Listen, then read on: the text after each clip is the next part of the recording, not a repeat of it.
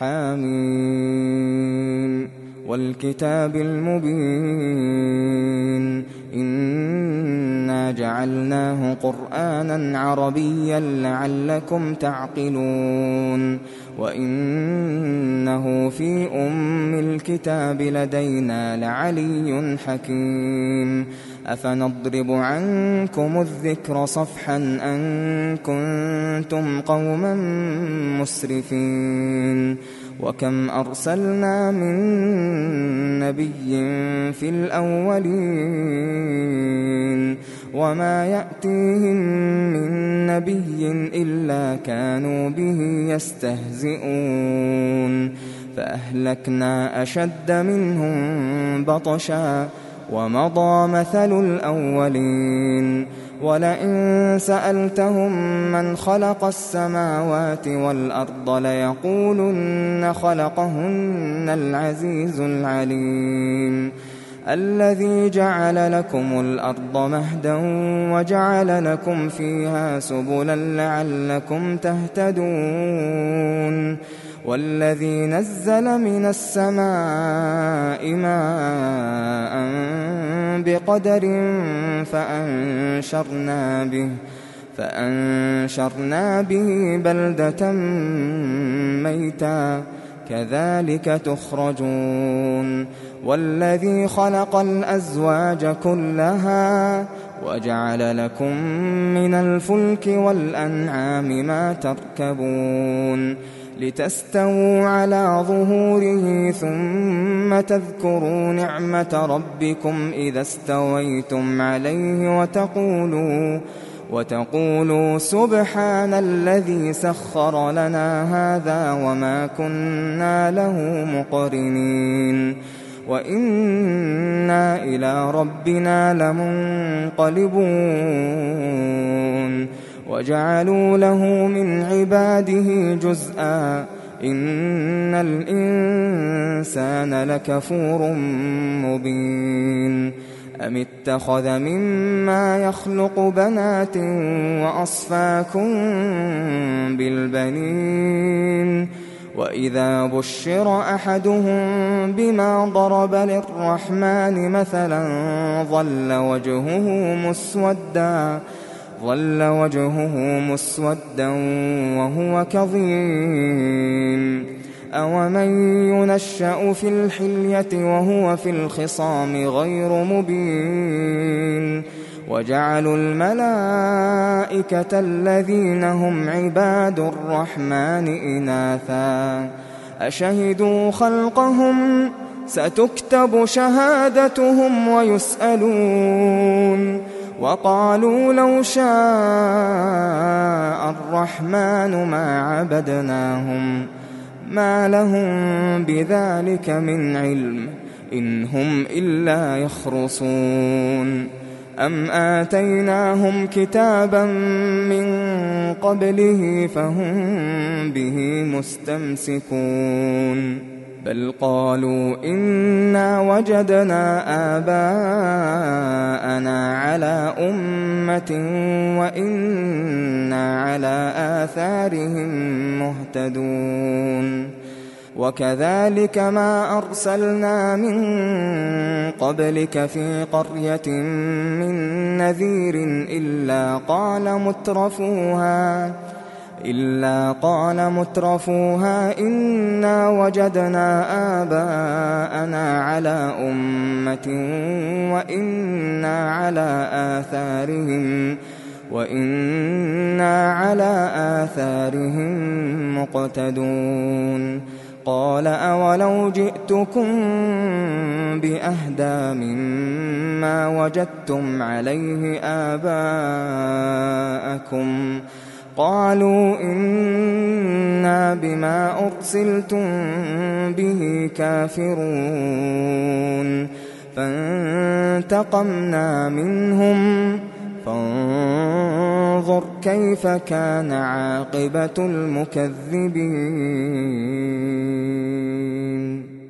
وإذ قال إبراهيم لأبيه وقومه إنني براء مما تعبدون إلا الذي فطرني فإنه سيهدين وجعلها كلمة باقية في عقبه لعلهم يرجعون بل متعت هؤلاء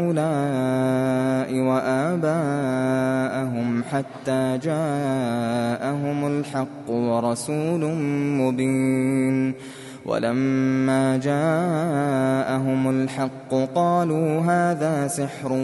وإنا به كافرون وقالوا لولا نزل هذا القرآن على رجل من القريتين عظيم أهم يقسمون رحمة ربك نحن قسمنا بينهم معيشتهم في الحياة الدنيا ورفعنا بعضهم فوق بعض درجات ليتخذ بعضهم بعضا سخريا ورحمة ربك خير مما يجمعون ولولا أن يكون الناس أمة واحدة لجعلنا لمن يكفر بالرحمن لبيوتهم سقفا من فضة ومعارج عليها يظهرون ولبيوتهم أبوابا وسررا عليها يتكئون وزخرفا وإن كل ذلك لما متاع الحياة الدنيا والآخرة عند ربك للمتقين ومن يعش عن ذكر الرحمن نقيض له شيطانا فهو له قرين وإنهم ليصدونهم عن السبيل ويحسبون أنهم مهتدون حتى إذا جاءنا قال يا ليت بيني وبينك بعد المشرقين فبئس القرين ولن ينفعكم اليوم إذ ظلمتم أنكم في العذاب مشتركون أفأنت تسمع الصم أو تهدي العمي ومن كان في ضلال مبين فإما نذهبن بك فإنا منهم منتقمون أو نرينك الذي وعدناهم فإنا عليهم مقتدرون فاستمسك بالذي أوحي إليك إنك على صراط مستقيم وإنه لذكر لك ولقومك وسوف تسألون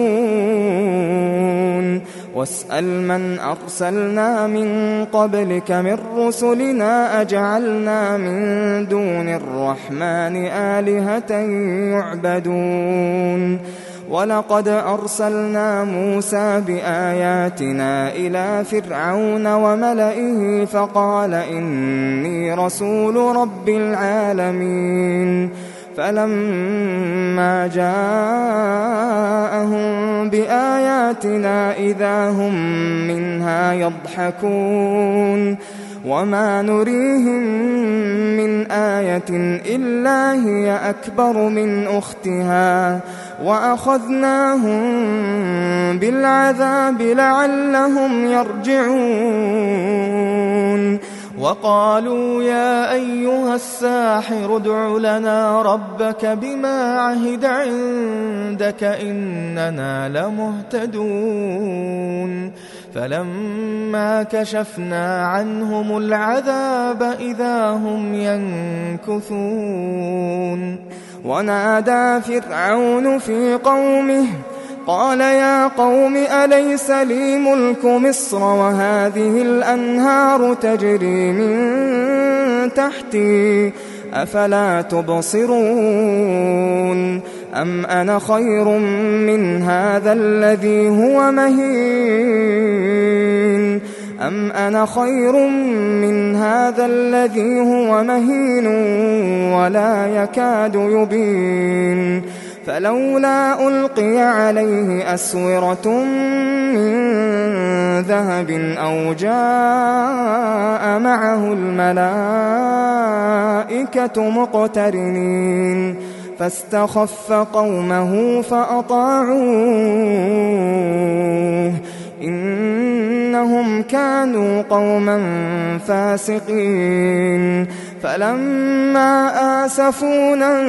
انتقمنا منهم فأغرقناهم أجمعين فجعلناهم سلفا ومثلا للآخرين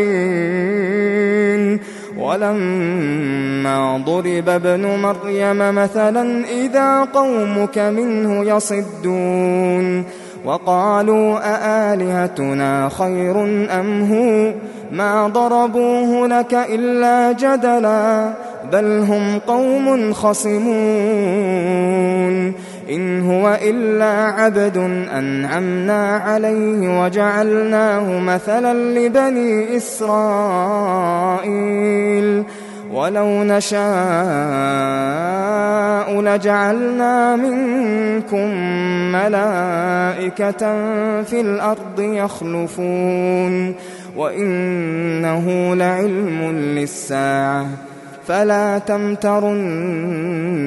بها واتبعون هذا صراط مستقيم ولا يصدنكم الشيطان إنه لكم عدو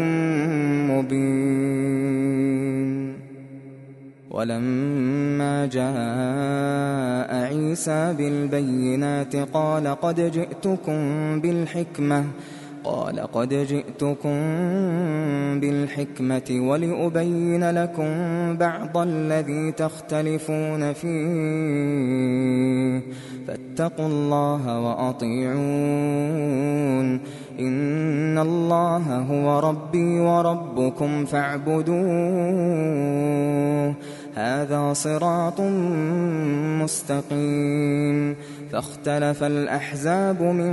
بينهم فويل للذين ظلموا من عذاب يوم أليم هل ينظرون إلا الساعة أن تأتيهم بغتة وهم لا يشعرون الأخلاء يومئذ بعضهم لبعض عدو إلا المتقين يا عباد لا خوف عليكم اليوم ولا أنتم تحزنون الذين آمنوا بآياتنا وكانوا مسلمين ادخلوا الجنة أنتم وأزواجكم تحبرون يطاف عليهم بصحاف من ذهب وأكواب وفيها ما تشتهيه الأنفس وتلذ الأعين وأنتم فيها خالدون وتلك الجنة التي أورثتموها بما كنتم تعملون لكم فيها فاكهة كثيرة منها تأكلون إن المجرمين في عذاب جهنم خالدون لا يفتر عنهم وهم فيه مبلسون وما ظلمناهم ولكن كانوا هم الظالمين ونادوا يا مالك ليقض علينا ربك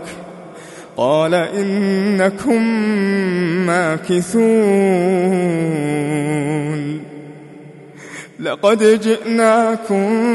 بالحق ولكن أكثركم للحق كارهون